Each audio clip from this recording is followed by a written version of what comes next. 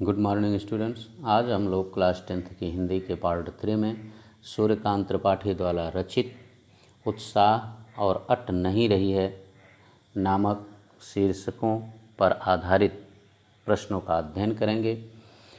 उत्साह और अट नहीं रही है नामक शीर्षकों के पद्यांशों का हम अर्थ जान चुके हैं, उसको पढ़ चुके हैं।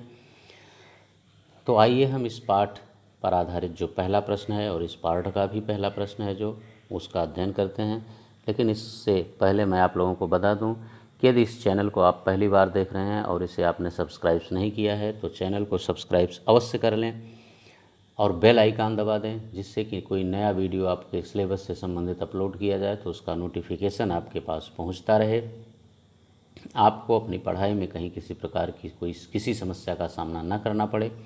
तो आइए अब हम देखते हैं इस पाठ का और इस पार्ट का भी पहला प्रश्न। देखिए, कवि बादल से फुहार, रिमझिम या बरसने के स्थान पर गरजने के लिए कहता है क्यों? देखिए, सामान्य रूप से जब भी आकाश में बादल छाते हैं तो सब लोग यही उम्मीद करते हैं कि अब पानी बरसेगा और हमें गर्मी से निजात मिल जाएगी। लेकिन यहाँ कवि सामान्य विचारों से हट करके एक नए विचार सोचता है, उसके मन में उत्पन्न होते हैं, क्योंकि वह कह रहा है कि हे बादल, ना तो तुम फुहार डालो, ना रिमझिम बरसो, बल्कि इनके स्थान पर तुम केवल गरजो। ऐसा कवि क्यों कह रहा है, ये आपको बताना है। देखिए, इसका भावार्थ बताते समय मैंने आपको बताया था कि कवि जो है वह बादल को क्रांति का सूत्रधार मानता है।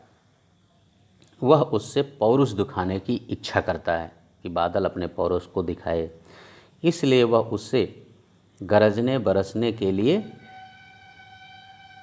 बुलाता है, ना कि फुहार छोड़ने और रिमझिम बरसने या केवल बरसने के लिए। यानी कवि की यह इच्छा है कि बादल गरजे और बरसे दोनों करे, क्योंकि आपने पंक्ति में पढ़ा है ना कि तप्त धरती को भिगो दो, गीला कर दो, ठीक है, शीतल कर दो। तप्त धरा को शीतल कर दो, अर्थात बरसने की इच्छा करता है, लेकिन रिमझिम फुहार छोड़ने की इच्छा कवि बादल से नहीं कर रहा है। ठीक है ना। कवि तापों और दुखों को दूर करने के लिए क्रांतिकारी शक्ति की अपेक्षा करता है, इसीलिए वह बादल से गरजने की बात कर रहा है। ठीक है ना। उम्मीद है ये पहले प्रश्न का उत्तर आप लोगों की समझ में आ गया होगा, आपको किसी तरह की कोई समस्या नहीं होगी। आइए अब हम इस पाठ और पार्ट का दूसरा प्रश्न देखते हैं। कविता का शीर्षक उत्साह क्यों रखा गया है? ठीक है, क्योंकि निराला जी ने यहाँ दो शीर्षक दिया है, उनका हमें अध्ययन करना था, हमने किया भी है। पहला है उत्साह और दूसरा है अट नहीं रही है। तो उत्साह की सार्थकता क्या है, उत्साह इसका नाम क्यों रखा गया है? देखिए, कविता का शीर्षक उत्साह इसलिए रखा गया है क्योंकि यह बादलों की गर्जन और उमड़न घुमड़न से मेल खाता है। बादलों में एक भीषण गति होती है, उससे यानी उसी गति से वह धरती के ताप को दूर करता है। कभी ऐसी ही गति, ऐसी ही भावना और ऐसी ही शक्ति चाहता है जो पृथ्वी के ताप को दूर कर सके। और ताप यहाँ एक सांकेतिक अर्थ के रूप में पृथ्वी के दुखों के लिए भी प्रयोग किया गया है। इसको भावार्थ में आपने पढ़ा है, क्योंकि जब हमारे अंदर शक्ति होगी, ताकत होगी, गति होगी, तभी हम इस पृथ्वी से दुख को दूर कर पाएंगे, अर्थात पृथ्वी के ताप को हर पाएंगे। इसीलिए कवि जो है वह इस शीर्षक का नाम उत्साह रखता है। कोई प्रॉब्लम नहीं होनी चाहिए आपको, ठीक है ना। आइए अब हम इस पाठ का और इस पार्ट का तीसरा प्रश्न देखते हैं। कविता में बादल किन किन अर्थों की ओर संकेत करता है? कविता में बादल किन किन अर्थों की ओर संकेत करता है? देखिए, कविता में बादल जो है वो कई शक्ति के रूप में हमारे समक्ष आता है, कई शक्ति की ओर संकेत कर रहा है। जैसे अगर हम देखें तो बादल जो है वह जल बरसाने वाली शक्ति के रूप में भी हमारे समक्ष आता है, क्योंकि कवि उससे केवल गरजने के लिए ही नहीं, बरसने के लिए भी कहता है कि आप बरस करके पृथ्वी के को शीतल कर दो, पृथ्वी के ताप को हर दो। ठीक ना।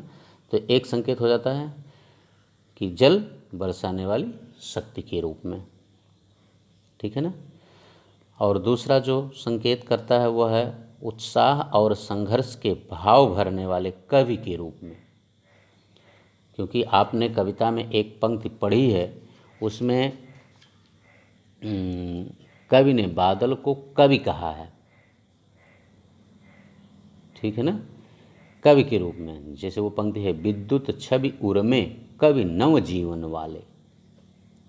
विद्युत छवि उर्मे कवि नव जीवन वाले। तो यहाँ बादल जो है वो कवि के रूप में चित्रित किया गया, बताया गया है। और वो नव जीवन वाले इसलिए है क्योंकि वह लोगों के अंदर उत्साह और संघर्ष का भाव पैदा करता है, उत्पन्न करता है, इसीलिए वह कवि के रूप में दिखाया गया है।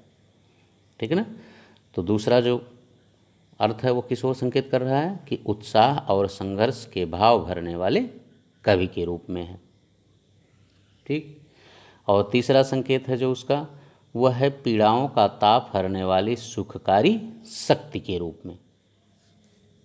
पीड़ाओं का ताप हरने वाली सुखकारी शक्ति के रूप में। क्योंकि बादल से कवि यह इच्छा करता है कि आप इस पृथ्वी के लोगों के दुखों को और उनके कष्टों को दूर करें। ठीक है ना। तो उम्मीद है कि ये तीनों प्रश्न और इनके उत्तर आपको आसानी से समझ में आ गए होंगे। और इस तरह से अगर ये प्रश्न आपसे पूछे जाते एग्जाम में तो आपको किसी तरह की कोई प्रॉब्लम नहीं होगी। इस वीडियो को पूरा देखिए और पूरा देखने के बाद इसे अपनी फेयर कॉपी में नोट्स बनाते रहिए और नोट्स बना करके उसकी पिक हमारे पास भेज दीजिए, जिससे हमें भी यह पता चले कि आप लोग वर्क कर रहे हैं और उसे लर्न भी कर रहे हैं। आइए अब हम चौथा प्रश्न देखते हैं और इस पाठ का भी चौथा और अंतिम प्रश्न है। ठीक है ना। देखिए चौथा प्रश्न कह रहा है, शब्दों का ऐसा प्रयोग जिससे कविता के किसी खास भाव या दृश्य में ध्वन्यात्मक प्रभाव पैदा हो, नाद सौंदर्य कहलाता है। ठीक ना। नाद सौंदर्य किसे कहते हैं? शब्दों का ऐसा प्रयोग जिससे कविता के किसी खास भाव या दृश्य में ध्वन्यात्मक प्रभाव पैदा हो, वह नाद सौंदर्य कहलाता है। तो उत्साह कविता में ऐसे कौन से शब्द हैं जिनमें नाद सौंदर्य मौजूद है, उसे छांट कर आपको लिखना है। ठीक। उत्साह कविता में ऐसे कौन से शब्द हैं जिनमें नाद सौंदर्य मौजूद है, उन्हें छांट कर लिखिए। देखिए इनमें नाद सौंदर्य मौजूद है जो वो हमारे कविता में 2-3 पंक्तियां हैं। जैसे घेर घेर घोर गगन, एक पंक्ति है घेर घेर घोर गगन। दूसरी पंक्ति है ललित ललित काले घुघराले बाल कल्पना के से पाले। ललित ललित काले घुघराले बाल कल्पना के से पाले। ये पंक्तियां हैं जो नाद सौंदर्य उत्पन्न करती हैं। ठीक है। तो बस इस पार्ट में इतना ही बच्चों। ये उत्साह शीर्षक से आधारित प्रश्न थे। अट नहीं रही है शीर्षक पर आधारित जो 5 प्रश्न हैं, उन प्रश्नों को हम नेक्स्ट पार्ट में लेकर पुनः आपके समक्ष उपस्थित होंगे। इस पार्ट में इतना ही। इसको आप वीडियो को पूरा देख करके इसका फेयर कॉपी में नोट्स बना करके और हमारे पास उसकी पिक भेज दीजिएगा और इसे लर्न भी करते रहिएगा, जिससे आपको एग्ज़ाम में कोई प्रॉब्लम ना होने पाए। Okay, thank you.